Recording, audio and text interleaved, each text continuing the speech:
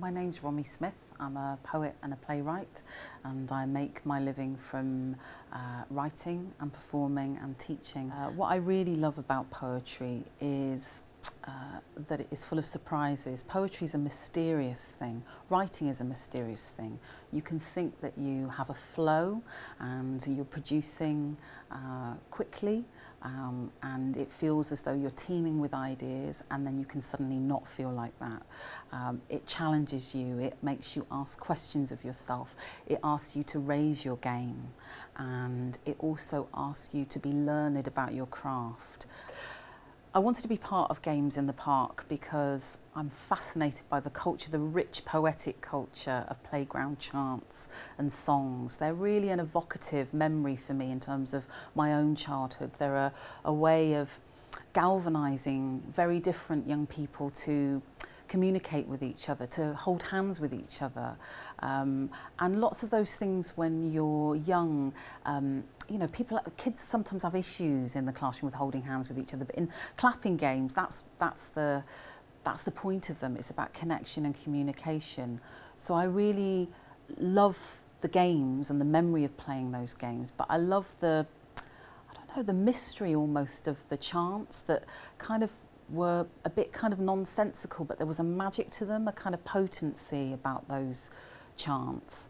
And they work in the same way as, say, a rhyme like Ring a Ring of Roses does for me, which inspired my piece for this project, is that on the surface they seem sugar sweet, they seem like a lullaby, but actually when you know the history underneath, what you're aware of is something bleaker and much more complex, and something about loss and death. So I really wanted to take part in this project because it felt challenging, complex, and I could learn something. Sugar, sugar, superstition, sugar, sugar, notion, sugar, sugar, baby, sugar, sugar, ocean, sugar, sugar, superstition, sugar, sugar, notion, sugar, sugar, baby, sugar, sugar, ocean. Clap hands, baby, clap hands with me. Mama's winding through you like the path to being free, like the bloom of a bird, like the sing of a bee. Mama is your moon in the night of the thief. Press hands, baby, press hands with me. Skin to palm, remember me. Cheek to kiss, and I'll love thee to the bottom of the blue, to the rope of the tree. Hold hands, child, hold hands with me. Mama's written in you in the ink of belief on the auction block. A soul can't be bought, whatever is written in the map of Mississippi. So if they take you away from me, Mama will be there in the anguish of the rain, in the sorrow of the sea, in the shiver of the moon, until we meet again in the belly of the sun. So if they take you away from me over the struggle of the ocean and the salt of the sea, Mama's love gonna find you, gonna set you free. Mama's love gonna find you, gonna set you free. They cannot drown you and they cannot drown me. Mama's love gonna shine on you and set you free. Sugar, sugar, superstition, sugar, sugar, notion, sugar, sugar, baby, sugar, sugar, omen, sugar, sugar, superstition, sugar, sugar, notion, sugar, sugar, baby, sugar, sugar, omen.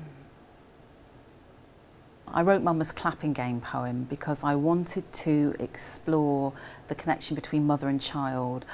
I remember rhymes like most people, like pat a cake, baker's man, and that idea of connection and touch between the adult who you're raised by and yourself. It's a really it's a time of intimacy and connection and laughter and exchange and eye contact and all those things that are, yeah, they're really treasured memories.